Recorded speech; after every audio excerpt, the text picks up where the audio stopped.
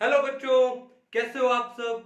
तो आज हम लोग जीओसी का लेक्चर नंबर 3 ले रहे हैं और लेक्चर नंबर 3 में आज हम लोग क्या पढ़ने वाले हैं, इलेक्ट्रॉनिक इफेक्ट्स में हाइपर कॉन्जुगेशन। बड़ा ही इंपॉर्टेंट टॉपिक है, अच्छे से समझो और उसके बाद अपने नोट्स बनाइए। क्या नाम है टॉपिक का?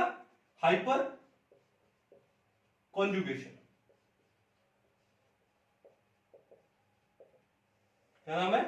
Hyper conjugation. इसको हिंदी में हम लोग बोलते हैं अति संयुग्मन और इंग्लिश में क्या है? Hyper conjugation. तो पहले तो मैं बता दूं कि हाइपर कॉन्जुगेशन के बहुत सारे नाम है। कौन कौन से नाम है देखो। इसका एक नाम और भी है, इसको हम लोग बोलते हैं क्या? बेकर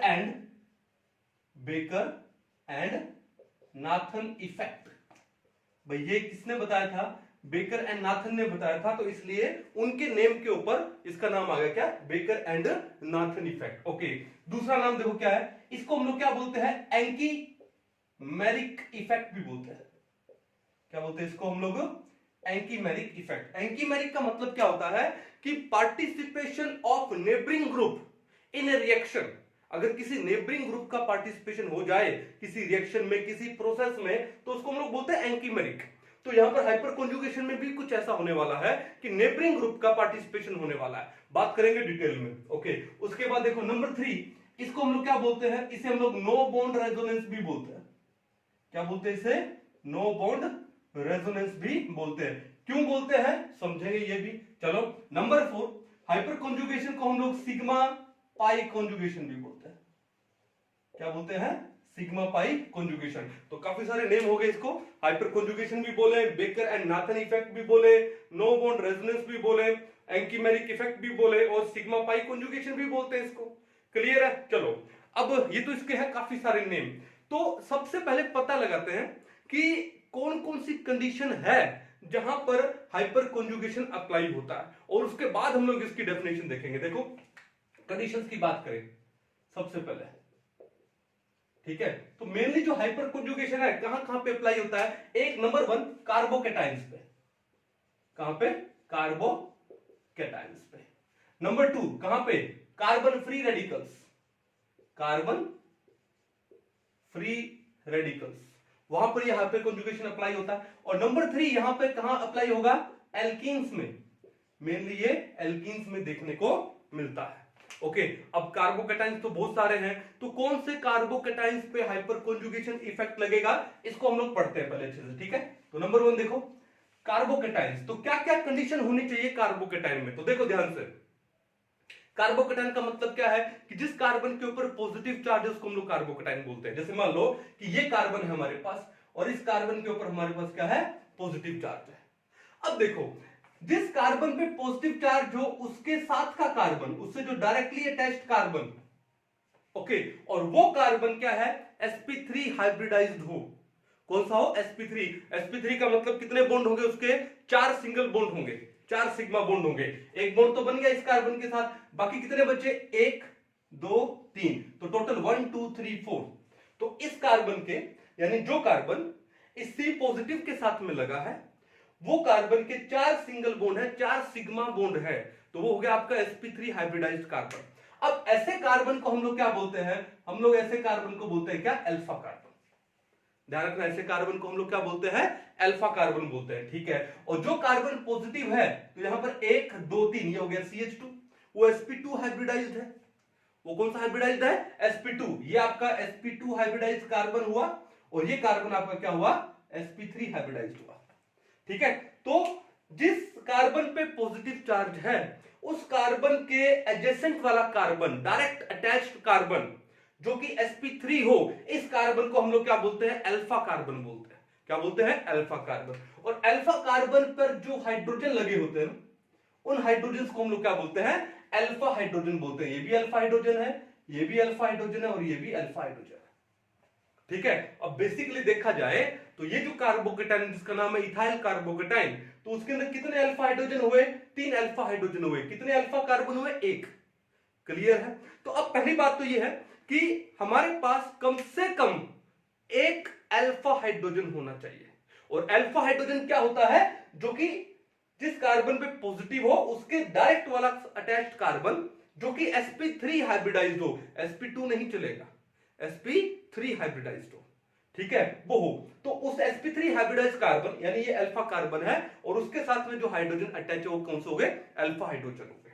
अब देखो यहां पर एक कंडीशन हो सकती है, क्या हो सकती है कि अगर मैं इस कार्बोकैटायन का स्टेबिलिटी देखूं तो क्या होगा कि ये जो अल्फा हाइड्रोजन है यानी ये जो कार्बन और हाइड्रोजन के बीच का बॉन्ड है, अल्फा कार्बन और अल्फा हाइड्रोजन के बीच का ये जो सिग्मा बॉन्ड है, ये सिग्मा बॉन्ड यहां से मूव होकर के कहां पर आ सकता है, यहां पर आ सकता है, यहां से मूव होकर के यहां पर आ सकता है। तो यहां पर अगर आएगा तो देखो क्या सिचुएशन बनेगी, इसको हम लोग सेपरेट करेंगे, किससे करेंगे, देखो डबल हेडेड एरो के साथ सेपरेट करेंगे जैसे रेजोनेटिंग स्ट्रक्चर्स में करते थे।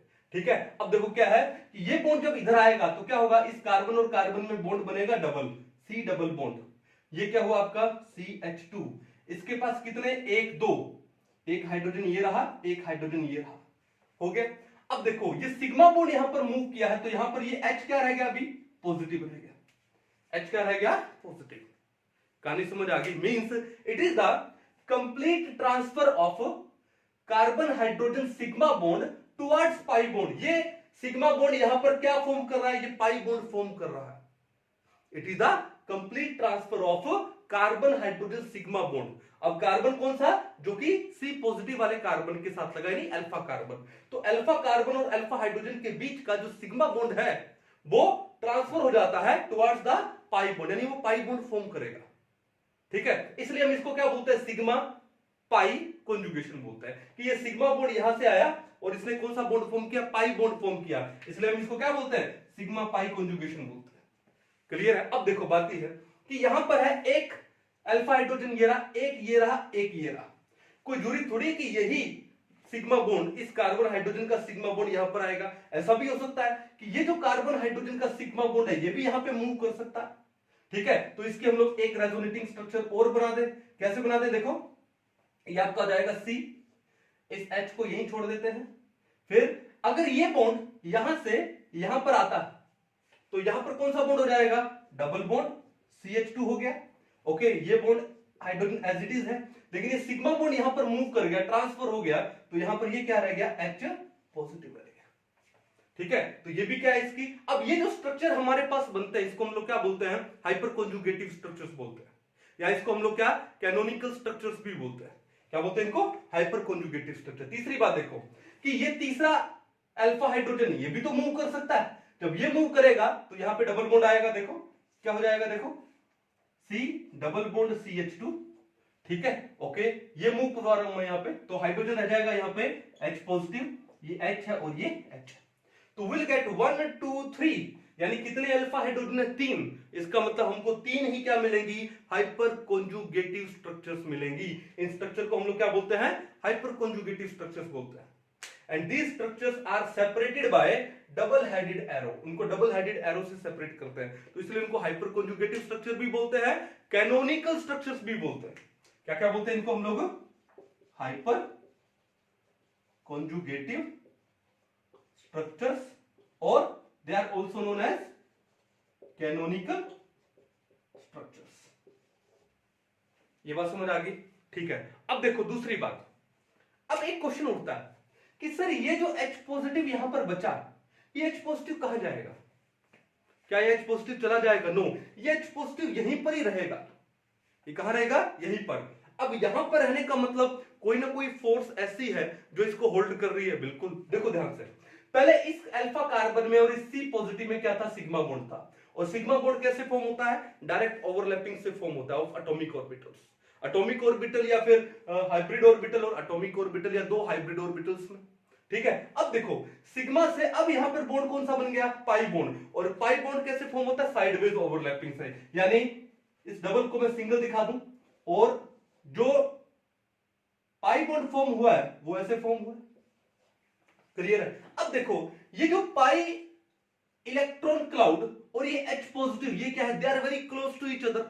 इसका मतलब है कि इस H पॉजिटिव को होल्ड कौन करेगा, ये पाई इलेक्ट्रॉन क्लाउड इस H पॉजिटिव को होल्ड करके रखेगा। तो H पॉजिटिव कहीं नहीं जाने वाला, ये यहीं पर रहने वाला है। कब तक यहां पर रहने वाला है, जब तक कि कोई स्ट्रॉन्ग बेस आकर के इसको एब्स्ट्रैक्ट ना कर ले, तब तक ये H पॉजिटिव यहीं पर रहने वाला है।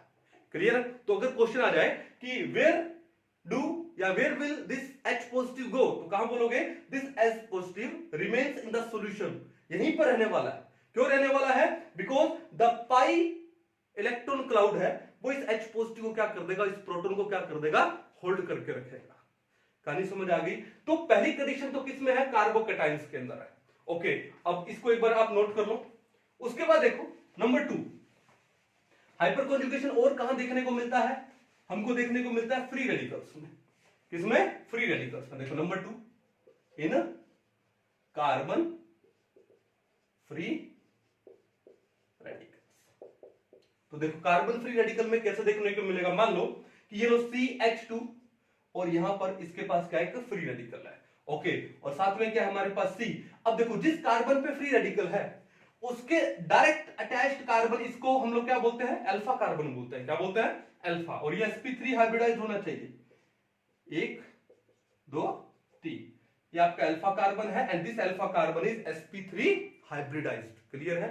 तो यहां पर हमारे पास अल्फा हाइड्रोजन कितने हो गए, 1 2 3, ये 3 हमारे पास अल्फा हाइड्रोजन हो गए। क्लियर है? लिख देता हूं ये भी अल्फा, ये भी अल्फा और ये भी अल्फा। क्लियर है? अब देखो होगा क्या, होगा ये कि ये जो कार्बन और हाइड्रोजन का, अल्फा कार्बन और अल्फा हाइड्रोजन का जो बॉन्ड है, इस बॉन्ड में इलेक्ट्रॉन कितने हैं, 2 इलेक्ट्रॉन। कितने इलेक्ट्रॉन हैं, 2। तो उनमें से एक इलेक्ट्रॉन यहां मूव कर जाएगा और ये फ्री रेडिकल का इलेक्ट्रॉन यहां पे मूव करेगा, तो क्या बनाएगा, एक बॉन्ड बना लेगा। सिग्मा बॉन्ड ऑलरेडी बना हुआ है, अब जो बॉन्ड बनेगा वो कौन सा बॉन्ड बनेगा, पाई बॉन्ड बनेगा। कौन सा बॉन्ड बनेगा, पाई। तो स्ट्रक्चर क्या बनेगा, देखो CH2, अब यहां पर सिंगल बॉन्ड था, एक एक इलेक्ट्रॉन और शेयर हो गए, तो क्या हो गया, यहां पर डबल बॉन्ड हो गया C। कितने हाइड्रोजन लगे हैं, 2, 1 2। अब यहां पर क्या बचा, यहां पर बचा H और H के साथ में क्या बचा, ये रेडिकल। अब फिर वही कहानी आती है, इस H रेडिकल को कौन होल्ड करके रखेगा, ये जो पाई इलेक्ट्रॉन क्लाउड बना है इस H रेडिकल को होल्ड करके रखेगा। क्लियर है? चलो अब दूसरी बात, तो ये जो इलेक्ट्रॉन आया इस फर्स्ट अल्फा हाइड्रोजन का जो पाई बॉन्ड में कन्वर्ट हुआ, तो फिर यहां से भी ऐसी कंडीशन हो सकती है, तो इसकी जो दूसरी हाइपर कॉन्जुगेटिव स्ट्रक्चर बनेगी, अगर मैं इस बॉन्ड को तोड़ता हूं तो कैसे बनेगी, देखो ध्यान से, C H H H radical और यहां का एक इलेक्ट्रॉन, 2 इलेक्ट्रॉन है ना, एक इलेक्ट्रॉन आ जाएगा यहां पर और ये एक इलेक्ट्रॉन यहां पर, तो ये क्या बना, डबल बॉन्ड CH2। ओके, एक हाइपर कॉन्जुगेटिव स्ट्रक्चर ये होगी। फिर यहां से भी कंडीशन पॉसिबल हो सकती है, कैसे, ठीक है, एक इलेक्ट्रॉन ये, एक इलेक्ट्रॉन ये, इलेक्ट्रॉन यहां मूव करेगा, तो क्या बनेगा हमारे पास, ये बन जाएगा क्या, CH2 double bond C H H H radical. So will get 1 2 and 3 hyper conjugative structures. अब देखो इसका मतलब जितने अल्फा हाइड्रोजन होंगे उतने ही हमारे पास हाइपर कॉन्जुगेटिव स्ट्रक्चर बनेंगे और उतनी ही स्टेबिलिटी आएगी, उतनी क्या आएगी, स्टेबिलिटी। ठीक है, तो क्या मैं एक बात लिख सकता हूं, that stability is directly proportional to number of alpha hydrogen. क्या लिख सकता हूं मैं, स्टेबिलिटी ऑफ कार्बोकैटायन, हमने पहले कार्बोकैटायन पढ़ा। ओके, एंड फ्री रेडिकल्स की भी बात कर दूं, कार्बन फ्री रेडिकल्स की जो हम लोगों ने अभी पढ़ा, ठीक है, वो किसके डायरेक्टली प्रोपोर्शनल होती है, ये प्रोपोर्शनल होती है क्या, नंबर ऑफ अल्फा हाइड्रोजन। किसके डायरेक्टली प्रोपोर्शनल होती है, नंबर ऑफ अल्फा हाइड्रोजन। अब जितने अल्फा हाइड्रोजन होंगे उतने ही क्या बनेंगे, which is directly proportional to number of hyperconjugative structure, HCS, hyperconjugative structure. ठीक है, अब क्वेश्चन ये होता है कि सर ज्यादा हाइपर कॉन्जुगेटिव स्ट्रक्चर बनने से स्टेबिलिटी कैसे आएगी। ठीक है, तो एक चीज देखो, यहां पर एक चीज देखो कि जब हमने कार्बोकैटायन लिए थे यहां पर, ठीक है, तो वहां पर क्या हो रहा है कि कार्बोकैटायन के केस में चार्ज क्या कर रहा है, मूव कर रहा है, कि पहले पॉजिटिव किसके ऊपर था, इस कार्बन के ऊपर पॉजिटिव था कार्बोकैटायन के केस में। चलो मैं एक बार दोबारा से स्ट्रक्चर ड्रॉ कर देता हूं, इसको मिटा दिया जाए। ठीक है, देखो ध्यान से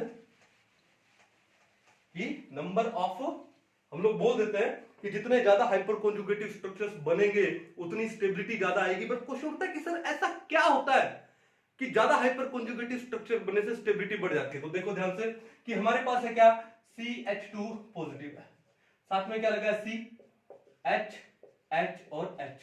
अभी देखो चार्ज का है, इस कार्बन के ऊपर पॉजिटिव चार्ज है, ठीक है, फिर क्या होगा कि ये सिग्मा बॉन्ड अगर यहां पर मूव करता है तो क्या बनेगा हमारे पास CH2, okay, double bond CH और ये हो गया आपका H पॉजिटिव। अब चार्ज यहां पर ट्रांसफर हो गया।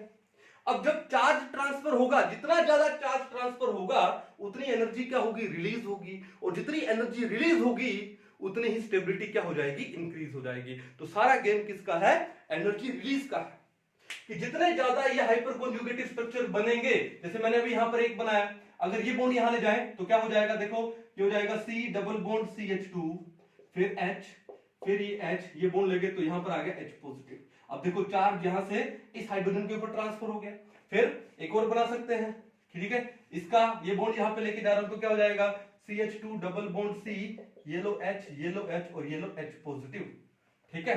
तो अब चार्ज यहां पर ट्रांसफर हो गया। तो जितने ज्यादा हाइपर कॉन्जुगेटिव स्ट्रक्चर बनेंगे उतना ही चार्ज ट्रांसफर ज्यादा होगा, और जितना ज्यादा चार्ज ट्रांसफर होगा उतनी ही एनर्जी रिलीज होगी, और जितनी ज्यादा एनर्जी रिलीज होगी उतनी ही स्टेबिलिटी क्या हो जाएगी, इंक्रीज हो जाएगी। तभी हम लोग बोलते हैं स्टेबिलिटी ऑफ कार्बोकेटाइन है या फिर स्टेबिलिटी ऑफ फ्री रेडिकल है, that is directly proportional to number of alpha hydrogen which is directly proportional to the number of hyperconjugative structures. कहानी समझ आ गई, कोई इशू नहीं।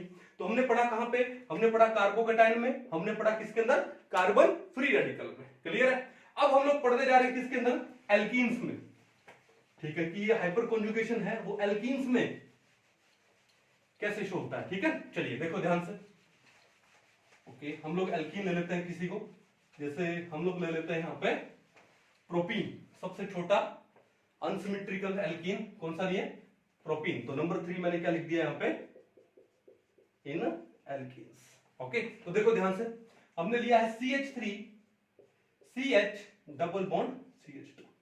अब देखो यहां पर पहले तो पता लगाना हमको क्या, अल्फा हाइड्रोजन, कि अल्फा हाइड्रोजन कौन है। तो देखो जो कार्बन और कार्बन के बीच का डबल बॉन्ड तो यहां पर, ठीक है ना, ओके। अब इस डबल बॉन्डेड कार्बन के साथ वाला कार्बन जो कि sp3 हाइब्रिडाइज्ड है, इस कार्बन को हम लोग क्या बोलते हैं, अल्फा कार्बन बोलते हैं। क्या बोलते हैं उसे, अल्फा कार्बन। और इस अल्फा कार्बन के ऊपर कितने अल्फा हाइड्रोजन है, 1 2 और 1 3 अल्फा हाइड्रोजन। तो सबसे पहले तो हमारा काम क्या है, पता लगाना कि यहां पर अल्फा हाइड्रोजन कितने। ध्यान रखना कि जिस कार्बन कार्बन में डबल बॉन्ड है उस कार्बन के एडजेसेंट वाला कार्बन वो sp3 हाइब्रिडाइज होना चाहिए। क्या होना चाहिए, sp3 हाइब्रिडाइज होना चाहिए, और उसके पास में जो हाइड्रोजन होंगे उनको हम लोग क्या बोलेंगे, अल्फा हाइड्रोजन। क्लियर है कहानी। अब देखो यहां पर क्या सिचुएशन होगी, देखो तो हमने ये तो पता लगा लिया कि अल्फा 1 2 3 अल्फा हाइड्रोजन है, CH डबल बॉन्ड CH2। क्या नाम है इसका, इसका नाम है प्रोपीन। क्या नाम है इसका, प्रोपीन। अब देखो यहां पर ये हुआ आपका अल्फा कार्बन और ये क्या होगा आपके अल्फा हाइड्रोजन, ठीक है। अब यहां पर ये कार्बन हाइड्रोजन का सिग्मा बॉन्ड यहां पर मूव कर सकता है। जब यहां मूव करेगा तो इस कार्बन के पहले कितने बॉन्ड थे, 1 2 और एक हाइड्रोजन के साथ 3 और एक इस कार्बन के साथ 4। जब ये सिग्मा बॉन्ड यहां पे मूव करेगा तो कार्बन के किसके बॉन्ड हो जाएंगे, 5 बॉन्ड हो जाएंगे। तो ऐसी कंडीशन में ये जो पाई इलेक्ट्रॉन्स है वो कहां पर मूव कर जाएंगे, यहां पर मूव कर जाएंगे। तो यहां पे देखो कॉन्जुगेशन हो रहा है, ठीक है। तो देखो स्ट्रक्चर क्या बनेगी, इसकी स्ट्रक्चर ये बनेगी कैसे, सी ये बॉन्ड यहां मूव किया तो यहां पे क्या बचा, H पॉजिटिव, ये हुआ H, ये हुआ H। यहां पे बॉन्ड कौन सा आ गया, डबल CH, और यहां पे बॉन्ड कौन सा होगा, सिंगल, ये रह गया आपका CH2, और 2 पाई इलेक्ट्रॉन्स आ गए इसके ऊपर, येलो यानी नेगेटिव। कहानी क्लियर, ओके। अब देखो यहां पर सेम वही कहानी आ गई ना, ये H पॉजिटिव कहां जाएगा भाई, ये जो पाई इलेक्ट्रॉन क्लाउड बना है वो इस H पॉजिटिव को क्या करके रखेगा, होल्ड करके रखेगा। क्लियर है। तो एक हाइपर कॉन्जुगेटिव स्ट्रक्चर बना। अब देखो यहां पर ये बॉन्ड भी यहां मूव करेगा, ये यहां पे मूव करेगा तो क्या होगा, देखो ऐसी कंडीशन में इस बॉन्ड को यहां मूव करा रहे हैं तो ये हो जाएगा आपका C H H H, ये हो गया पॉजिटिव, ठीक है। यहां पर कौन सा बॉन्ड रहेगा, डबल CH, और ये पाई इलेक्ट्रॉन्स यहां पे मूव करेंगे यानी CH2, ओके। सिमिलरली ये बॉन्ड यहां भी मूव कर सकता है, तो तीसरी रेजोनेटिंग स्ट्रक्चर भी बना दे। कैसे बना दे, ये लो C H H, यहां पर हो गया H positive, double bond CH, single bond CH2 negative. इसका मतलब इस प्रोपीन की 1, 2 और 3 हाइपर कॉन्जुगेटिव स्ट्रक्चर बनी है। और वो 3 कैसे पता लगा? क्योंकि इसके पास नंबर ऑफ अल्फा हाइड्रोजन कितने हैं? 3 है। 3 अल्फा हाइड्रोजन है यहां पर। तो 3 हाइपर कॉन्जुगेटिव स्ट्रक्चर बन गई, तो इसके अंदर क्या आ गई? स्टेबिलिटी आ गई। कहानी समझ गए? कोई इशू नहीं है, ठीक है। इसका मतलब हाइपर कॉन्जुगेशन है, कहां पर अप्लाई होता है? एल्कीन्स में भी अप्लाई होता है, जहां पर एटलीस्ट एक अल्फा हाइड्रोजन तो हो। क्लियर है? तो हाइपर कॉन्जुगेशन कहां कहां पे लगता है? कार्बोकैटायंस में, कार्बन फ्री रेडिकल में और एल्कीन्स में, जिनमें जो एटलीस्ट 1 अल्फा हाइड्रोजन हो। एक से ज्यादा हो तो बहुत ही अच्छी बात है, लेकिन एक तो होना ही चाहिए। क्लियर है? कोई इशू नहीं है। चलिए अब थोड़ा सा हम लोग आगे बढ़ते हैं, आगे क्या बढ़ेंगे देखो ध्यान से। हाँ जी,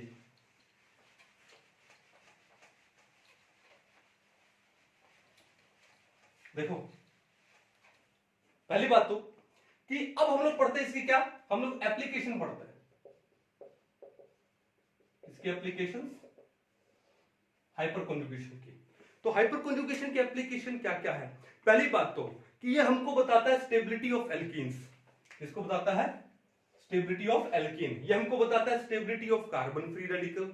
ये हमको बताता है स्टेबिलिटी ऑफ कार्बोकैटायंस। क्लियर है? तो एक एक करके पढ़ते हैं। नंबर 1 क्या है? Stability of carbocations.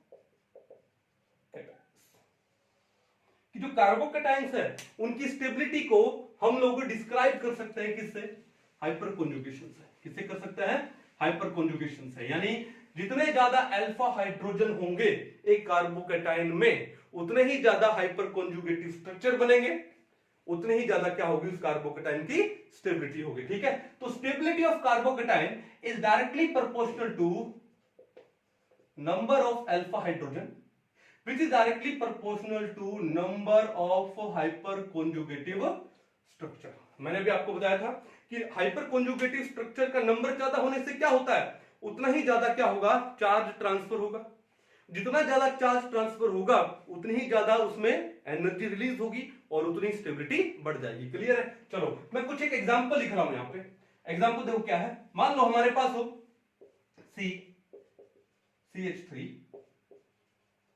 CH3 और ये कार्बन पे पॉजिटिव। तो देखो जिस कार्बन पे पॉजिटिव है वो डायरेक्टली कितने कार्बन से? 1, 2, 3 कार्बन से लगा है। ठीक है? तो कितने अल्फा कार्बन हमारे पास? 1, 2 और 3। ठीक है? अब अल्फा कार्बन के पास जो हाइड्रोजन, उसको हम लोग क्या बोलते हैं? Alpha hydrogen. कितने हैं? 3, 3 6 और 3 9। तो हमारे पास यहां पर है 9 अल्फा हाइड्रोजन। तो ये हमारा कार्बोकैटायन कौन सा है? जिस कार्बन पे पॉजिटिव वो डायरेक्टली 3 कार्बन से अटैच है, उसको हम लोग क्या बोलते हैं? टर्शरी कार्बोकैटायन बोलते हैं। तो ये हमारा कार्बोकैटायन है कौन सा? Tertiary carbocation. इसका नाम क्या है? टर्शरी ब्यूटाइल, है ना? ओके। अब देखो इस टर्शरी कार्बोकैटायन में कितने अल्फा हाइड्रोजन है? यहां पर 9 अल्फा हाइड्रोजन है। क्लियर है? चलो अब दूसरा कार्बोकैटायन बनाए हम लोग। कैसे? देखो कुछ ये बना दूं, ये लो, समझ गए? ओके, इस पे ऊपर लगाता हूं पॉजिटिव चार्ज। ठीक है? तो इसका मतलब क्या समझे कि इसका क्या है? CH3, ये क्या है? CH3, ये कॉर्नर क्या है? कार्बन है और एक हाइड्रोजन लगा है। क्लियर है? अब जिस कार्बन पे पॉजिटिव हो डायरेक्टली 1 और 1 2, यानी ये आपका है सेकेंडरी कार्बोकैटायन। ठीक है? चलो अब इसके पास अल्फा हाइड्रोजन कितने? देखो ये हुआ अल्फा कार्बन, जिस कार्बन में पॉजिटिव उसके डायरेक्टली अटैच वाला कार्बन अल्फा, ये भी अल्फा।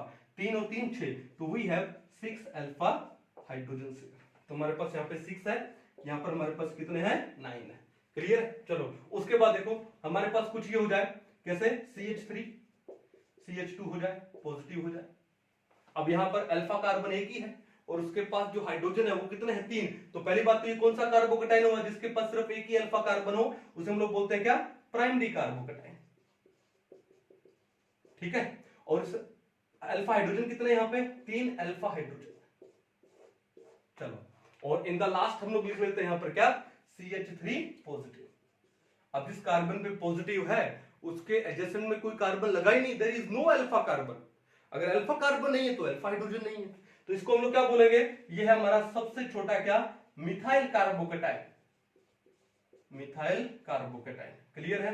ओके, अब इसके पास क्या है, 0 अल्फा हाइड्रोजन।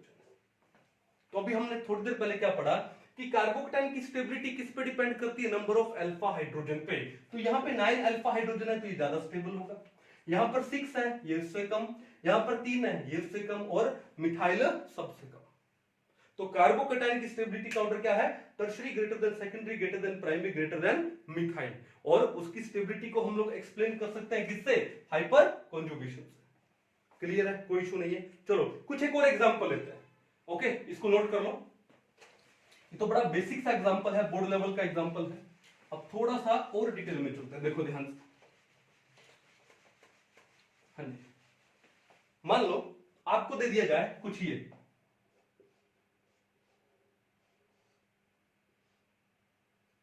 एक, चलो एक एग्जांपल आपको इन्होंने दिया है, 2, एक इन्होंने आपको दिया है 3। ठीक है, तो आपके सामने 3 एग्जांपल है।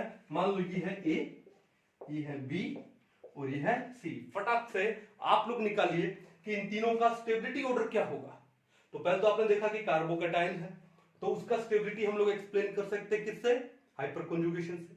तो वो देखने के लिए क्या देखना पड़ेगा, नंबर ऑफ अल्फा हाइड्रोजन देखना पड़ेगा, है ना। तो देखो सबसे पहले इस कार्बन पे पॉजिटिव था, तो इसके एडजेसेंट वाला कार्बन, ये कार्बन क्या हुआ, अल्फा कार्बन हुआ। अब इस कार्बन के पास 1 2 3 बॉन्ड ऑलरेडी है, यानी इसके पास हाइड्रोजन कितना हुआ, एक ही हुआ। तो यहां पर क्या है आपके पास, ओनली 1 अल्फा हाइड्रोजन है। क्या है, ओनली 1 अल्फा हाइड्रोजन। चलो यहां पर आते हैं, जिस कार्बन पे पॉजिटिव है इसके साथ वाला कार्बन ये क्या हुआ, CH3, ये आपका हुआ अल्फा, ये भी क्या हुआ अल्फा, ये भी क्या हुआ अल्फा। अब इस अल्फा कार्बन के 1 2 बॉन्ड बने, इसका मतलब 2 क्या लगे यहाँ पे हाइड्रोजन, 2 क्या लगे यहाँ पे हाइड्रोजन। अब यहाँ पे टोटल अल्फा हाइड्रोजन कितने हैं, 3 2 5 और 2 7 अल्फा हाइड्रोजन यहाँ पे। अब इसकी बात करें, इस कार्बन पे पॉजिटिव, तो इसके एडजेसेंट कार्बन ये कौन सा हुआ, अल्फा हुआ। इसका एडजेसेंट ये भी कौन सा हुआ, अल्फा। अब इसके पास 2 बॉन्ड बचे, 2 हाइड्रोजन है, 2 हाइड्रोजन है। तो टोटल अल्फा हाइड्रोजन कितने हैं, 1 2 3 4, तो 4 अल्फा हाइड्रोजन आपके पास यहाँ पे। ठीक है, तो सिंपल सी बात है, आंसर आपके सामने है। तो सबसे ज्यादा अल्फा हाइड्रोजन किस में है, बी में है। तो अगर मैं स्टेबिलिटी का ऑर्डर देखूं यहाँ पे, स्टेबिलिटी ऑर्डर, ठीक है, तो सबसे ज्यादा किसका होगा, बी का होगा। और बी के बाद कौन आएगा, सी, बी के बाद सी, और सी के बाद कौन सा आने वाला है, सी के बाद आपके पास आने वाला है कौन सा, ए, क्योंकि यहां पे सिर्फ एक ही अल्फा हाइड्रोजन है। क्लियर है, कोई इशू नहीं है। तो ठीक है, तो ये तो था आपका क्या, स्टेबिलिटी ऑफ कार्बोकेटाइन। आपको सिंपल देखना है number of alpha hydrogen, exam में कैसा भी क्वेश्चन आ जाए अल्फा हाइड्रोजन को देखना आपको, ठीक है। बट याद रखना कि जो अल्फा कार्बन हो ना वो sp3 हाइब्रिडाइज होना चाहिए, sp2 वाला अल्फा वो नहीं होगा, ठीक है ना। चलिए, तो ये तो हो गया आपका स्टेबिलिटी ऑफ कार्बोकेटाइन। चलिए, अब ऐसे हमारे पास आ जाएगा क्या, stability of free radicals. Hyper conjugation है, उसका एक एप्लीकेशन क्या है, फ्री रेडिकल्स की स्टेबिलिटी को इंक्रीज करता है, ठीक है। ओके, तो नंबर 2 क्या हो गया, देखो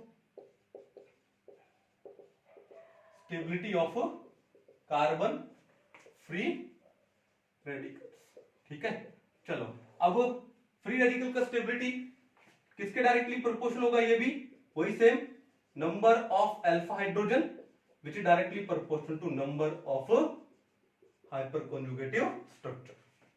क्या ये करवाने की जरूरत है, कर लोगे अपने आप। चलो एक एग्जांपल आपके सामने रखो, चलो कुछ डिफरेंट लेते हैं। जैसे मान लो आपको दे दिया गया हो ये, ओके, चलो एक एग्जांपल, ये तो हो गया नंबर ए, देन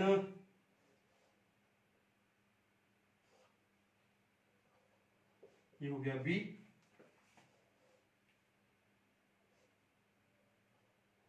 ये हो गया सी, ओके, बस। चलो अब आप बताओ इनमें स्टेबिलिटी ऑर्डर क्या होगा। तो देखो, जिस कार्बन पे फ्री रेडिकल है उसके एडजेसेंट वाला ये क्या है, CH3, ये भी क्या हुआ CH3, ये भी क्या हुआ CH3, और ये क्या है कार्बन। तो ये अल्फा और ये अल्फा क्या है, ये sp3 हाइब्रिडाइज्ड अल्फा कार्बन है, ओके। तो कितने, 3 3 6 3 9, we have 9 alpha hydrogen here, okay. थोड़ा यहां पर आए तो ये हुआ आपका CH3, ये हुआ आपका CH2, H और H, ठीक है ना। चलो अब ये भी अल्फा हुआ, इसके विद रिस्पेक्ट ये भी अल्फा हुआ, तो टोटल कितना हुए 3 और 2 5, वी हैव 5 अल्फा हाइड्रोजन। चलो यहां पर आते हैं, तो इसके एडजेसेंट कौन है, ये कार्बन है, तो इस कार्बन के साथ एक और एक 2, यानी we have only 2 alpha hydrogen. तो अगर मैं यहां पर स्टेबिलिटी का ऑर्डर देखूं तो सबसे ज्यादा अल्फा हाइड्रोजन मेरे को किस में मिले, सी में मिले, तो इसका मतलब स्टेबिलिटी ऑर्डर क्या होगा, यहां पे सी का ज्यादा होगा due to presence of highest number of alpha hydrogen 9। उसके बाद आएगा कौन सा आपका, ग्रेटर देन बी, क्योंकि बी में 5 है और ए में कितने हैं, सिर्फ 2 ही। क्लियर है, कोई दिक्कत नहीं है। तो ये है स्टेबिलिटी ऑफ किसका, फ्री रेडिकल्स का। अब जो तीसरा एप्लीकेशन है वो क्या है, स्टेबिलिटी ऑफ एल्कीन्स की जो हाइपर कॉन्जुगेशन है उसका एक एप्लीकेशन और भी है, क्या, it tells us about the stability of alkene. तो मैं एक एग्जांपल लिखता हूं और उस एग्जांपल में हम लोग देखते हैं काफी सारे एल्कीन बनाते हैं, और एल्कीन बनाने के बाद हम लोग देखते हैं कि इनका स्टेबिलिटी ऑर्डर क्या होगा। क्लियर है, चलिए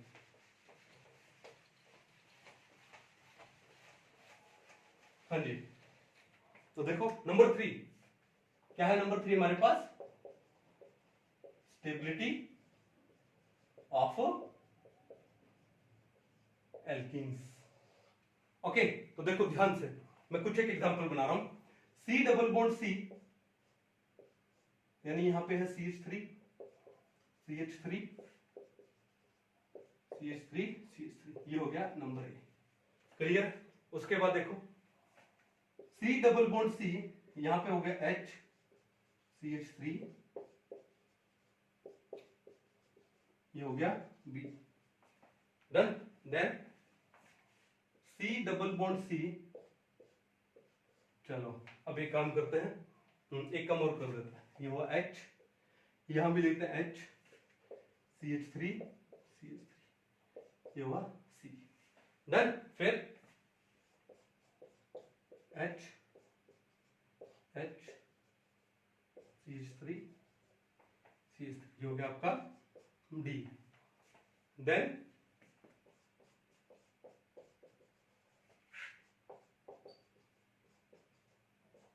ये हो गया आपका E। ओके, उसके बाद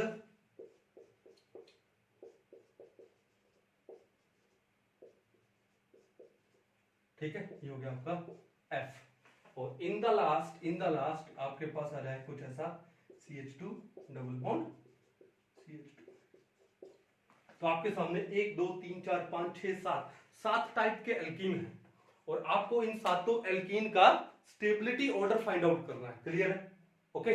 फटाक से एक बार इसको पॉज कर लो, और पॉज करने के बाद इसको सोल्व करके देखो।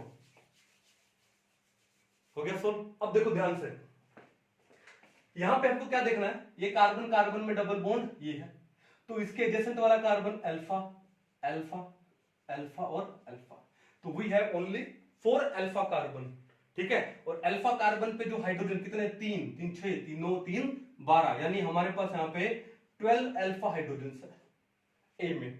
बी में आते हैं, कार्बन कार्बन का double bond, adjacent carbon alpha alpha alpha, यहां पर हमारे पास 1 2 3 अल्फा कार्बन है, और 3 3 6 3 9, we have 9 alpha hydrogen. Okay, C में आते हैं, कार्बन कार्बन डबल बॉन्ड, ये अल्फा 3 और 3 6 अल्फा हाइड्रोजन है। यहां पर कार्बन कार्बन का डबल बॉन्ड, ये भी अल्फा 3 और 3 6, we have 6 alpha hydrogen. Carbon carbon का डबल बॉन्ड है, ये अल्फा, तो कितने 3 और 3 6 अल्फा हाइड्रोजन। क्लियर है, कार्बन कार्बन का डबल बॉन्ड है, ये हुआ आपके पास अल्फा, एक ही अल्फा कार्बन है, वी हैव ओनली 3 कितने हैं 3 अल्फा हाइड्रोजन है। अब यहां पर कार्बन कार्बन का डबल बॉन्ड है, there is no alpha carbon, means we have 0 alpha hydrogen.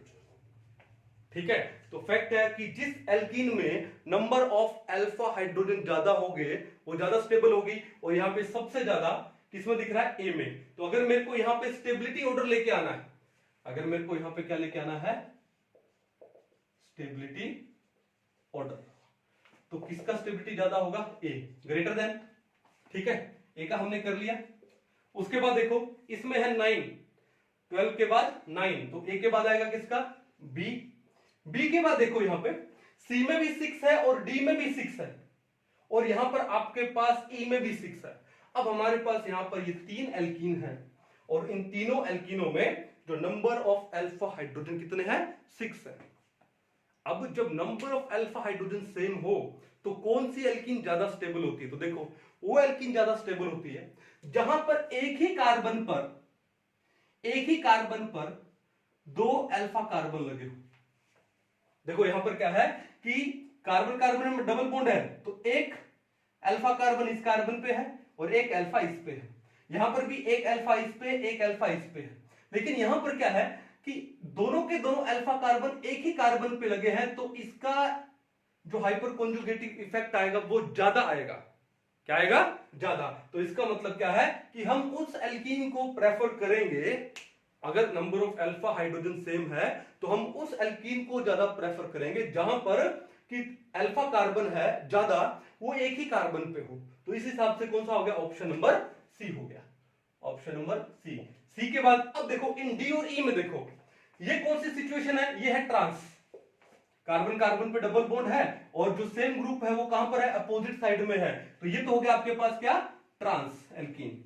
और यहां पर सेम ग्रुप क्या है? सेम साइड में, तो ये हुआ आपके पास सिस एल्कीन। और ट्रांस और सिस में ज्यादा स्टेबिलिटी किसकी होती है? ट्रांस की होती है। क्यों? कि जो बल्कि ग्रुप है वो क्या है? अपोजिट साइड में है, तो हिंड्रेंस क्या होती है? कम होती है। समझ आएगा नहीं? तो हम लोग किसको लेंगे? अभी ट्रांस को लेंगे, यानी हमारे पास आएगा डी, और डी के बाद किसको लेंगे हम लोग? ई को लेंगे। क्लियर है? अब एफ और जी में तो सिंपल सा है, एफ में कितना है? 3 है, तो ई के बाद क्या जाएगा? एफ, और एफ के बाद लास्ट में क्या जाएगा हमारे पास? जी। So this is the stability order, A greater than B, greater than C, greater than D, greater than E, greater than F, greater than G. तो ऐसे हम लोग हाइपर कॉन्जुगेशन से, यानी नंबर ऑफ अल्फा हाइड्रोजन से किसी alkene का stability order भी हम लोग निकाल सकते हैं। क्लियर है? चलो इसको पॉज करके एक बार नोट डाउन कर लो। हाँ जी, अब थोड़ा सा आगे और बढ़ते हैं, कुछ और एग्जांपल लेते हैं, साइक्लिक में एग्जांपल लेते हैं। जैसे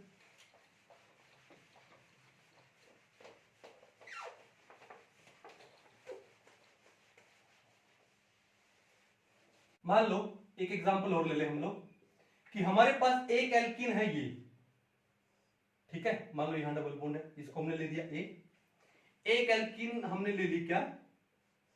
कुछ ऐसे डबल बॉन्ड और यहां पर एक बॉन्ड, ठीक है, बी। और एक एल्कीन हम लोगों ने ले ली क्या? कुछ ये कि डबल बॉन्ड कहां लो? यहां ले लेते हैं डबल बॉन्ड, और एक बॉन्ड यहां बनाया है। ये हो गया ऑप्शन सी। अब हमारे पास ये 3 एल्कीन है और इन तीनों एल्कीन्स को इनकी स्टेबिलिटी ऑर्डर में डालना है। तो इनकी स्टेबिलिटी ऑर्डर में कैसे डालेंगे? देखो ध्यान से, सेम वही कहानी। ये कार्बन कार्बन में डबल बॉन्ड है, तो इसके एडजेसेंट कार्बन, ये वाला कार्बन हुआ अल्फा, एडजेसेंट कार्बन ये हुआ अल्फा। अल्फा के 2 बॉन्ड तो बने ही है, 2 क्या है फिर? हाइड्रोजन। यहां पर 2 क्या है? एक हाइड्रोजन ये रहा, एक हाइड्रोजन ये रहा। तो टोटल कितने अल्फा हाइड्रोजन हुए यहां पर? 4 अल्फा हाइड्रोजन हुए। कितने हुए? 4 अल्फा हाइड्रोजन। ठीक है, यहां पर आते हैं, कार्बन कार्बन में डबल बॉन्ड, ये वाला कार्बन ये क्या है? CH3 है, तो ये क्या हुआ? अल्फा। इसके एडजेसेंट वाला ये भी क्या हुआ? अल्फा। एडजेसेंट ये भी क्या हुआ? अल्फा। तो एक और एक 2, एक और एक 2, तो टोटल 1 2 3 4 और 3 ये रहे। तो टोटल कितने हुए? 4 और 3 7। We have 7 alpha hydrogen. और अगर मैं इसकी बात करूं तो कार्बन कार्बन में डबल बॉन्ड है, इसके एडजेसेंट ये कार्बन अल्फा हुआ, एडजेसेंट ये अल्फा हुआ। अल्फा के साथ में एक और एक 2 अल्फा हाइड्रोजन हुए। इस अल्फा के साथ में ये क्या है? CH3। 1 2 3 बॉन्ड तो है ही, तो एक बचा हाइड्रोजन। तो हमारे पास टोटल अल्फा हाइड्रोजन कितने हैं? 1 2 3, तो वी हैव 3 अल्फा हाइड्रोजन। तो आपके सामने सिंपल है, आपको क्या देखना होता है? Number of alpha hydrogen. सबसे ज्यादा अल्फा हाइड्रोजन किस में है? बी में है। तो अगर मेरे को यहां पे इसका स्टेबिलिटी ऑर्डर लाना है, स्टेबिलिटी ऑर्डर क्या जाएगा बताओ? क्या जाएगा? बी ग्रेटर देन, उसके बाद क्या जाएगा? ए, और ए के बाद क्या जाएगा? सी। 7 अल्फा हाइड्रोजन, 4 और उसके बाद 3। सिंपल था, कोई दिक्कत नहीं थी, है ना? चलो समझ जाओगे। हम लोग पढ़ रहे थे, हमने क्या क्या पढ़ा? स्टेबिलिटी एप्लीकेशन में हमने क्या पढ़ा? Stability of carbocation, stability of free radical and stability of alkenes. Clear है? चलो अब इसका जो नेक्स्ट एप्लीकेशन है वो हम लोग पढ़ते हैं। और नेक्स्ट एप्लीकेशन क्या? देखो application number 4, heat of hydrogenation क्या है? हीट ऑफ, नंबर 4 देखो क्या लिखा हम लोगों ने, हीट ऑफ हाइड्रोजिनेशन। ठीक है, इसको हम लोग कैसे लिखे? डेल्टा एच, एंथैल्पी चेंज या हीट चेंज। अब हीट ऑफ हाइड्रोजिनेशन क्या होती है? The heat evolved when an unsaturated hydrocarbon is hydrogenated. तो लिख देते हैं, देखो ध्यान से, the heat evolved when an unsaturated hydrocarbon Hc is hydrogenated तो इसको हम लोग क्या बोलते हैं? हीट ऑफ हाइड्रोजिनेशन बोलते हैं। ठीक है, अब देखो ध्यान से यहां पर कि हमारे पास कुछ एक एल्कीन है। ओके, तो जिस एल्कीन का हाइड्रोजिनेशन करने से जितना ज्यादा हीट ऑफ हाइड्रोजिनेशन इवॉल्व होगा उसकी स्टेबिलिटी उतनी ही क्या होती है? कम होती है। तो एक सिंपल सी बात है, that heat of hydrogenation it is inversely proportional to the किसके? Stability of unsaturated hydrocarbon. यहां पर मैं इसको एल्कीन ले लेता हूं, स्टेबिलिटी ऑफ एल्कीन, यानी किसी एल्कीन का स्टेबिलिटी जितना ज्यादा होगा उसका हीट ऑफ हाइड्रोजिनेशन उतना ही कम होगा। क्यों? क्योंकि वो हाइड्रोजन के टुवार्ड्स उतनी ही कम रिएक्टिव होगी। यानी जिसकी स्टेबिलिटी ज्यादा, जिस एल्कीन की स्टेबिलिटी ज्यादा, उसकी रिएक्टिविटी टुवार्ड्स हाइड्रोजन क्या है? कम होगी। और अगर उसकी रिएक्टिविटी टुवार्ड्स हाइड्रोजन कम होगी किसकी? एल्कीन की, तो उसका जो हीट ऑफ हाइड्रोजिनेशन भी क्या होगा? कम इवॉल्व होगा। तो सिंपल सी बात है कि एक एल्कीन का स्टेबिलिटी अगर ज्यादा है तो उसका हीट ऑफ हाइड्रोजिनेशन क्या है? कम होगा, क्योंकि that alkene is least reactive towards hydrogen। Clear है? कोई इशू नहीं है। तो देखो ध्यान से, मान लो आपको दे दिया जाए कुछ एक एग्जांपल आपके सामने, जैसे आपको दिया CH3 CH double bond CH2, क्या नाम है इसका? प्रोपीन। क्या नाम है इसका? Propene for example. फिर आपको इन्होंने एक क्या दे दिया?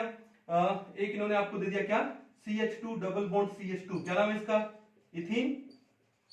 चलो, एक इन्होंने आपको दे दिया C double bond C CH3H CH3H। ठीक है, तो ये क्या है? ये है ब्यूटटूइन है, लेकिन कौन सा है? ट्रांस। तो ये आपका ट्रांस ब्यूटटूइन। क्लियर है? उसके बाद एक आपको दे दिया जाए C double bond C CH3, ये है H और ये H है। तो देखा आपने, दोनों ग्रुप क्या है? सेम साइड में लगे, तो कौन सा होगा? सिस। तो ये होगा आपका सिस ब्यूटटूइन। ठीक है, तो आपको यहां पर 4 एल्कीन दिए गए। अब क्वेश्चन ये है कि इन चारों में से which have maximum heat of hydrogenation. ठीक है, किसका हीट ऑफ हाइड्रोजिनेशन क्या है? मैक्सिमम है। देखो यहां पर मैक्सिमम डेल्टा एच लिख दूं, हीट ऑफ हाइड्रोजिनेशन किसका होगा? हीट ऑफ हाइड्रोजिनेशन ज्यादा किसका होता है? जिस एल्कीन का स्टेबिलिटी कम होता है। और एल्कीन का स्टेबिलिटी कैसे देखेंगे? नंबर ऑफ अल्फा हाइड्रोजन से। अब यहां पर देखो, इथीन में कितने हैं आपके पास? 0 अल्फा हाइड्रोजन है। प्रोपीन में कितने हैं आपके पास? ये अल्फा कार्बन है, तो 3 अल्फा हाइड्रोजन है। ठीक है, उसके बाद आपके पास ट्रांस ब्यूटटूइन में कितने हैं? ये अल्फा, ये अल्फा, हमारे पास 6 अल्फा हाइड्रोजन अभी पढ़ा था हम लोगों ने। और 6 ब्यूटटूइन में भी हमारे पास 2 अल्फा कार्बन, यानी 6 अल्फा हाइड्रोजन है। ठीक है, अब इन चारों में से सबसे लीस्ट स्टेबल कौन सा है? लीस्ट स्टेबल है ethene, which have 0 alpha hydrogen. और जिसकी स्टेबिलिटी कम है, जिस एल्कीन का स्टेबिलिटी कम होगा उसका हीट ऑफ हाइड्रोजिनेशन क्या होगा? ज्यादा। तो maximum heat of hydrogenation among these 4 किसका होने वाला है? इथीन का होने वाला है। किसका होने वाला? इथीन। और अगर मैं यही बात करूं, मिनिमम हीट ऑफ हाइड्रोजिनेशन की बात करें, तो हीट ऑफ हाइड्रोजिनेशन मिनिमम, ये मिनिमम कब होगी? जब स्टेबिलिटी ज्यादा होगी। और स्टेबिलिटी डिपेंड करती है नंबर ऑफ अल्फा हाइड्रोजन पे। तो यहां पर है 3, यहां पर 0, यहां 6, यहां पे 6। अब जब अल्फा हाइड्रोजन सेम हो तो ट्रांस और सिस में से ज्यादा स्टेबल कौन होता है? ट्रांस। तो यहां पर जो ट्रांस ब्यूटटूइन है that is more stable alkene, और ज्यादा स्टेबल है तो उसका हीट ऑफ हाइड्रोजिनेशन क्या होगा? कम होगा। तो क्या लिख देंगे यहां पे? Trans butene two ene. Clear है खाने, कोई इशू नहीं है। तो एक एप्लीकेशन आपके सामने, ये भी है हीट ऑफ हाइड्रोजनेशन का, कर लोगे। चलिए अब देखो आगे, एक मान लो आपको क्वेश्चन दे दिया जाए, एक क्वेश्चन हमारे पास है, क्या क्वेश्चन देखो कि क्वेश्चन ये है कि मान लो आपको दे दिया गया 1 ब्यूटीन या ब्यूट 1 इन दे दिया गया, और उसका जो हीट ऑफ हाइड्रोजनेशन है डेल्टा एच है, मान लो वो है 30 किलो कैलोरी। 1 ब्यूटीन का जो हीट ऑफ हाइड्रोजनेशन कितना है, 30 किलो कैलोरी। तो फिर 1,3 ब्यूटाडाइन का डेल्टा एच है वो कितना होगा। अब आपके पास चार ऑप्शन है यहां पे। एक ऑप्शन दे दिया इसने क्या, सेम वही 30 किलो कैलोरी। एक दे दिया क्या 60 किलो कैलोरी। एक इन्होंने दे दिया क्या 25 किलो कैलोरी। और एक इन्होंने दे दिया मान लो कुछ 57 किलो कैलोरी। क्लियर है। तो देखो 1 ब्यूटीन में क्या था, 1 2 3 4, ये लो double bond CH2 CH3 CH2 और ये हो गया C, ये हो गया आपका 1 ब्यूटीन। तो आपने देखा कि 1 ब्यूटीन में सिर्फ एक ही डबल बॉन्ड है, तो उसका हीट ऑफ हाइड्रोजनेशन कितना है 30 किलो कैलोरी है। लेकिन 1,3 ब्यूटाडाइन में क्या है, 1,3 ब्यूटाडाइन में 1 2 3 4 double single double CH2 1 2 H H CH2, ये आपका क्या है 1,3 ब्यूटाडाइन। यहां पर कितने डबल बॉन्ड है, 2। तो ऐसा लगता है कि जब एक डबल बॉन्ड का हाइड्रोजनेशन करेंगे तो 30 किलो कैलोरी क्या है, हीट ऑफ हाइड्रोजनेशन है। तो 2 डबल बॉन्ड का कितना हो जाना चाहिए, 60 हो जाना चाहिए। कितना हो जाना चाहिए 60। और उस हिसाब से आपको क्या लगता है कि ऑप्शन बी करेक्ट होगा। लेकिन एक छोटी सी बात देखो यहां पर क्या है, यहां पर रेजोनेंस है, क्यों, कॉन्जुगेशन है डबल सिंगल डबल। यहां पे डबल सिंगल डबल यानी यहां पर है रेजोनेंस है, और रेजोनेंस की वजह से इसका जो स्टेबिलिटी है वो क्या हो जाएगा, बढ़ जाएगा। और जब स्टेबिलिटी बढ़ जाएगा तो जो हीट ऑफ हाइड्रोजनेशन है वो 60 से थोड़ा सा क्या हो जाएगा, कम हो जाएगा। इसका मतलब 1,3 ब्यूटाडाइन में ड्यू टू रेजोनेंस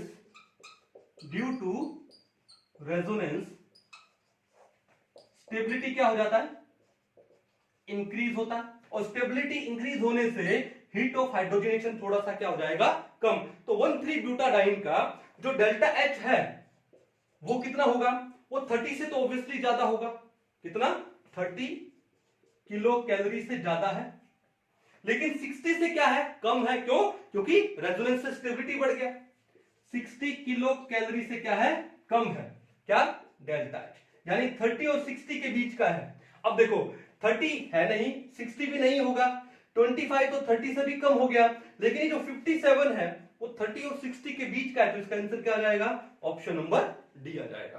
तो आपको यह भी देखना पड़ेगा कि वो कॉन्जुगेटेड है या नहीं है। समझ पाओगे, कोई इशू नहीं है। चलो इसको भी एक काम करो, नोट डाउन कर लो आप। तो इसके बाद नेक्स्ट एप्लीकेशन पे आते हैं हम लोग, किसके ऊपर,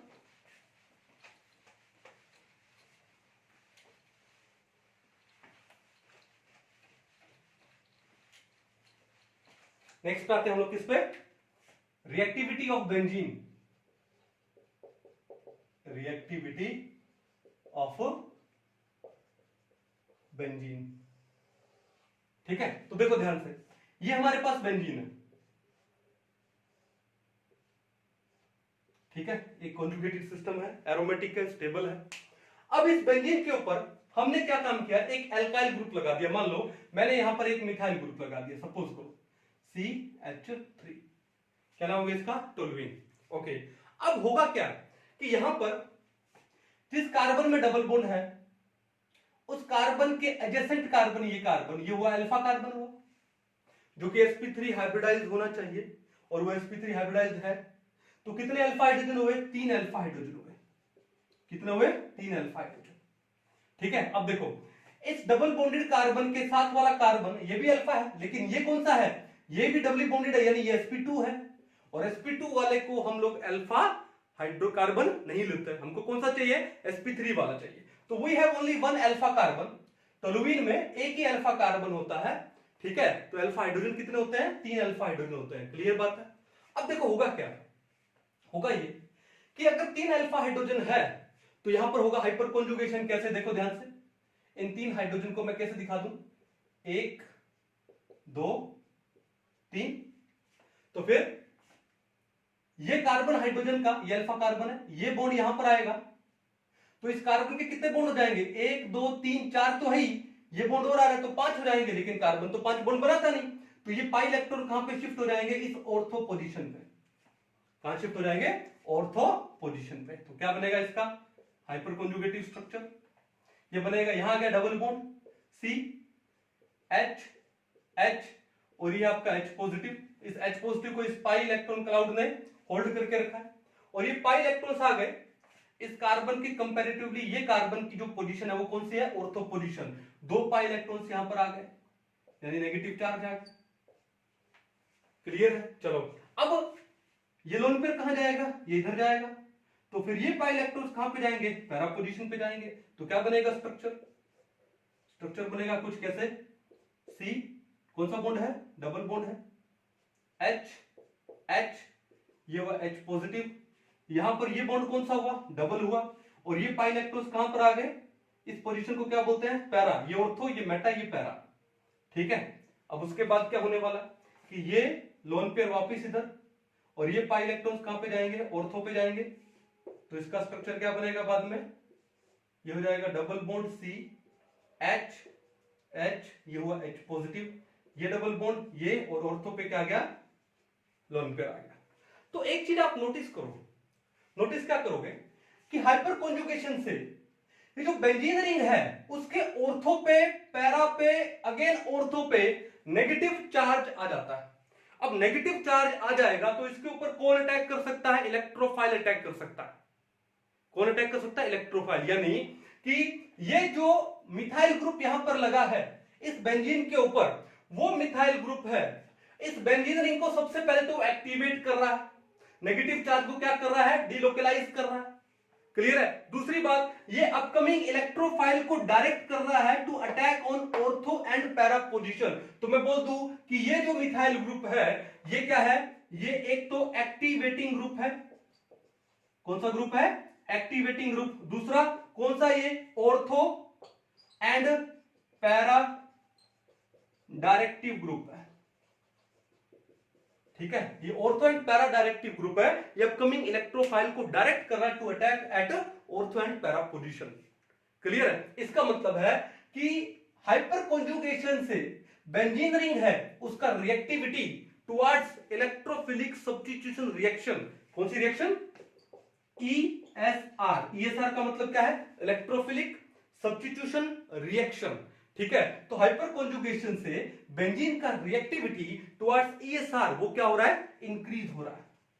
क्या हो रहा है, इंक्रीज। कहानी क्लियर है। अब जितने ज्यादा अल्फा हाइड्रोजन होंगे वो बेंजीन रिंग को उतना ही ज्यादा एक्टिवेट करेंगे। ठीक है, और इलेक्ट्रोफिलिक सब्स्टिट्यूशन रिएक्शन के टुवर्ड्स उतना ही ज्यादा उसको क्या करेंगे, क्या करेंगे, रिएक्टिव करेंगे। समझ जाओगे। ठीक है, अब देखो यहां पर हम लोग बेंजीन के साथ में कुछ एक एल्काइल ग्रुप लगाते हैं। ठीक है, और उसके बाद देखते हैं कि इलेक्ट्रोफिलिक सब्स्टिट्यूशन रिएक्शन है उनमें उनका रिएक्टिविटी ऑर्डर क्या होगा। ठीक है, देखो ध्यान से। ओके, मान लो आपको एक तो यही दे दिया, बेंजीन के साथ में हमने क्या लगा दिया, मिथाइल ग्रुप लगा दिया। ओके, जिसको हम लोग बोलते हैं टोलुइन। एक हमने बेंजीन के साथ में इथाइल ग्रुप लगा दिए लोग, CH3 CH2, ये हो गया अभी। फिर हमने बेंजीन के साथ में लगा दिया आइसोप्रोपाइल ग्रुप, CH3 CH3, 1 2 3, तो ये हो गया CH। ठीक है, ये हो गया आपका C। और लास्ट में हमने बेंजीन के साथ में लगा दिया tertiary butyl group, CH3 CH3 CH3, और ये हो गया C, ये हो गया D।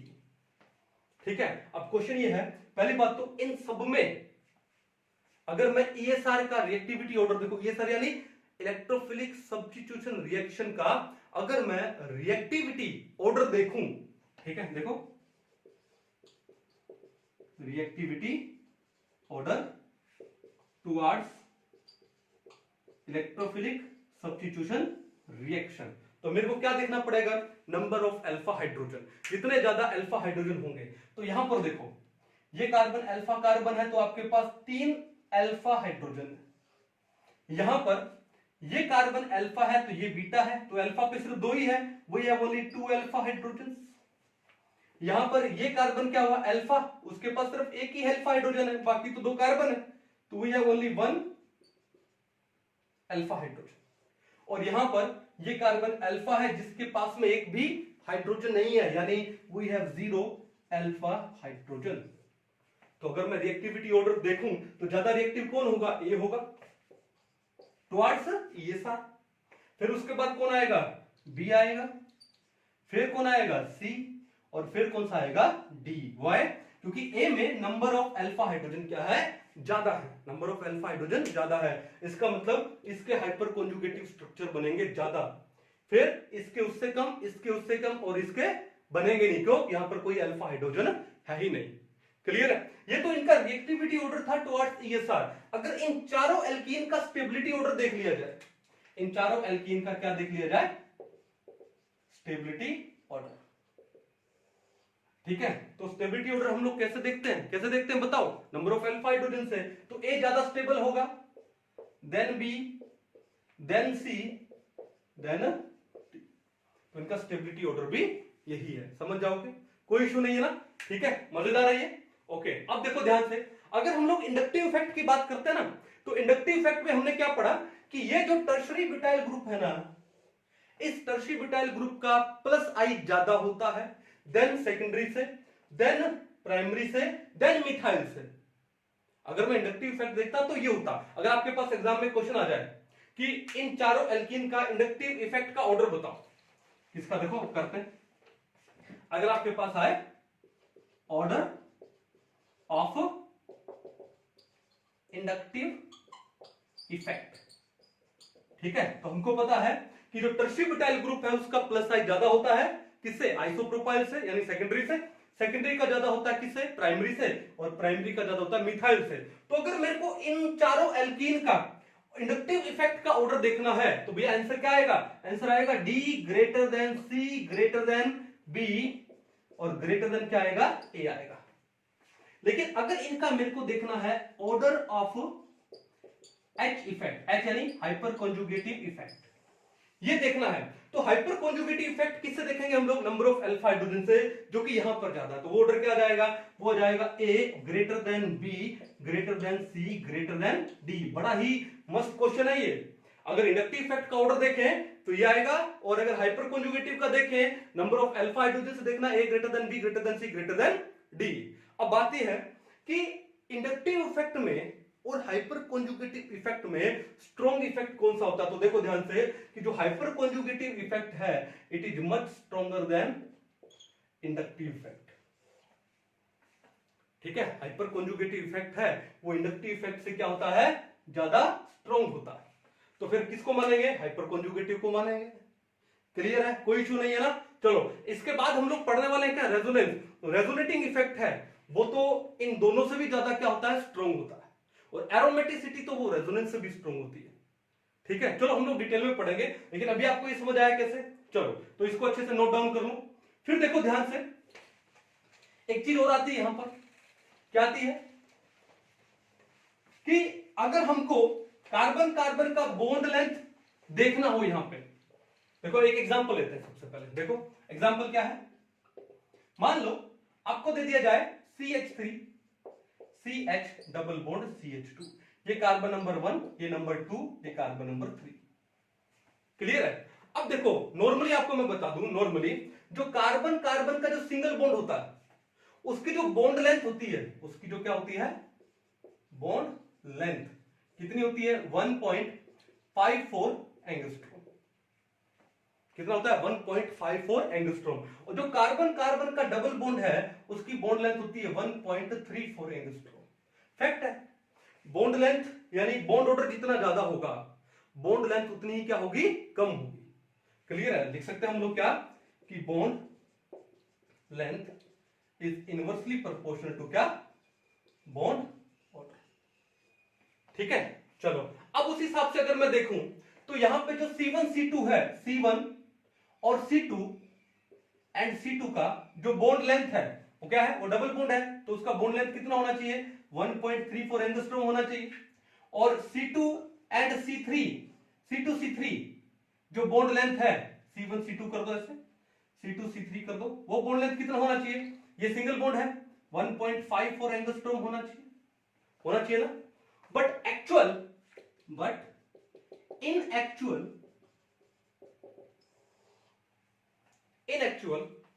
C1 C2 का जो बॉन्ड लेंथ है वो 1.34 एंगस्ट्रॉम नहीं होकर के उससे थोड़ा सा ज्यादा होता है, ठीक है। But in actual C1 C2 bond length is क्या होगा, लार्जर होगा, इज लार्जर देन क्या होगा 1.34 एंगस्ट्रॉम, 1.34 एंगस्ट्रॉम से ये ज्यादा होता है।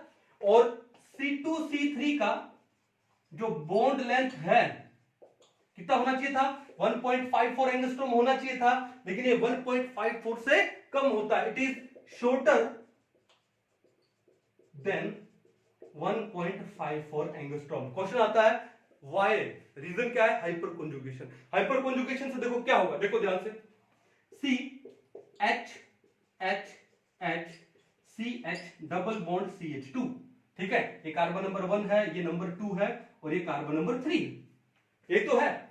ये बॉन्ड लेंथ होनी चाहिए थी 1.54 एंगस्ट्रॉम, ये 1.34, लेकिन क्या होगा कि ये अल्फा, ये भी अल्फा, ये भी अल्फा, ये अल्फा कार्बन है, अल्फा हाइड्रोजन हुआ, अल्फा हाइड्रोजन, अल्फा हाइड्रोजन, तो यहां होगा हाइपर कॉन्जुगेशन, तो ये सिग्मा बॉन्ड आएगा इधर और ये पाई इलेक्ट्रॉन्स आएंगे इधर, तो इसका मैं एक हाइपर कॉन्जुगेटिव स्ट्रक्चर बना के दिखा रहा हूं कैसे। ये होगा C, यहां पर क्या रह जाएगा H पॉजिटिव, ये हो गया H, ये बॉन्ड कौन सा हो गया, डबल CH। अब ये बॉन्ड कौन सा हो गया, सिंगल CH2 नेगेटिव, ठीक है। अब आपने देखा कि यहां पर ये C1 C2 का बॉन्ड डबल है, लेकिन इसकी जो हाइपर कॉन्जुगेटिव स्ट्रक्चर में क्या है, सिंगल, तो ये बॉन्ड ना तो डबल है, ये ना सिंगल है, ये डबल और सिंगल के बीच का है, यानी डबल और सिंगल के बीच का है। ओके, इसका मतलब बॉन्ड ऑर्डर 2 से कम है, 2 से बॉन्ड ऑर्डर कम है, तो इसका मतलब बॉन्ड लेंथ है 1.34 से क्या हो जाएगी, ज्यादा हो जाएगी। तो ये तो हमने पढ़ा, जो C1 C2 है उसका जो बॉन्ड लेंथ है 1.34 से क्या होता है, लार्जर होता है। C1 C2 bond length is larger than 1.34। Similarly आप ये देखो, ये बॉन्ड यहां सिंगल दिखाई दे रहा है C2 C3 का, लेकिन हाइपर कॉन्जुगेटिव स्ट्रक्चर में ये देखो नंबर 1 कार्बन, नंबर 2, नंबर 3, ये C2 C3 का बॉन्ड क्या दिखाई दे रहा है, डबल, यानी ये बॉन्ड ना सिंगल है ना डबल है, डबल और सिंगल के बीच का हुआ। इसका मतलब जो बॉन्ड लेंथ है C2 C3 का सिंगल बॉन्ड लेंथ 1.54 नहीं होकर के उससे क्या है उससे शॉर्ट है, कम है। खाली समझ गए? तो इस टाइप के क्वेश्चन भी आपके एग्जाम में पूछे जा सकते हैं, कर पाओगे, कोई इशू नहीं है। चलो ठीक है, अब चलते हैं थोड़ा सा आगे। ये तो थे इसके कुछ एक एप्लीकेशन, ठीक है, ओके, बॉन्ड लेंथ का भी हो गया, बेंजीन का रिएक्टिविटी का भी हो गया, फिर स्टेबिलिटी कार्बोकेटाइन का, फ्री रेडिकल्स का, और स्टेबिलिटी ऑफ एल्कीन भी हम लोगों ने पढ़ लिया। अब एक क्वेश्चन और पढ़ते हैं, देखो ध्यान से। हम लोग यहाँ पे 2 टाइप के कार्बोकेटाइन लिखने वाले हैं। जैसे मान लो एक कार्बोकेटाइन मैंने लिखा क्या, C, ठीक है, यहां पर है CH3, यहां भी है CH3, और यहां भी क्या है CH3, ठीक है, और इस कार्बन के ऊपर क्या है, पॉजिटिव। कौन सा हुआ, ये हुआ आपका टर्शरी कार्बोकेटाइन। कौन सा हुआ, टर्शरी कार्बोकेटाइन।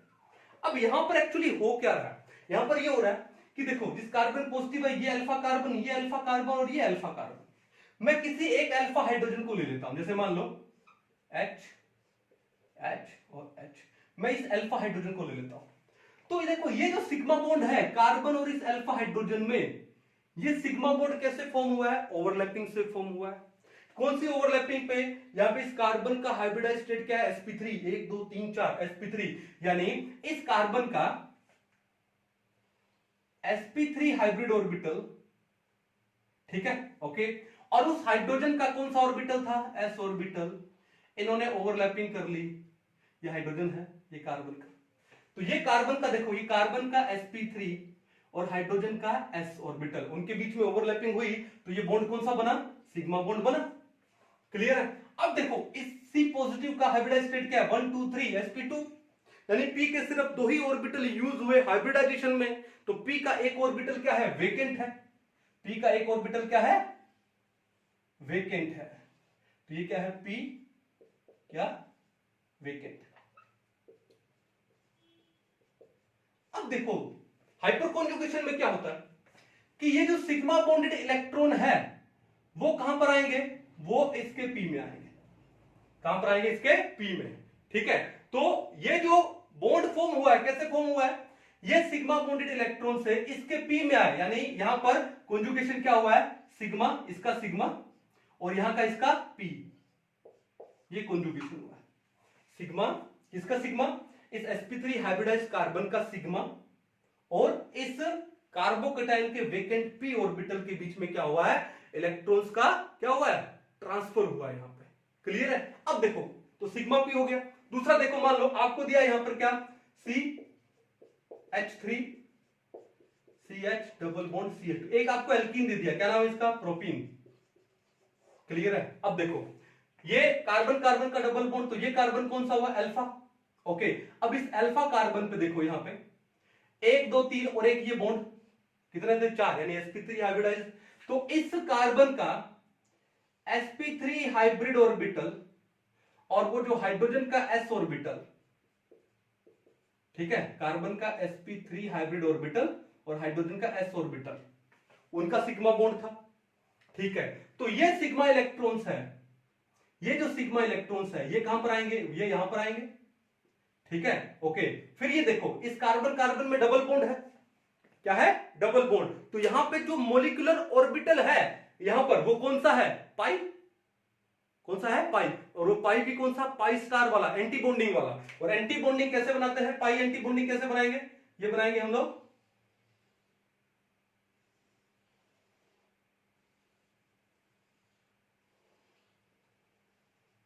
ये बनाएंगे। तो ये कौन सा हमारा, पाई स्टार, यानी पाई एंटी बॉन्डिंग।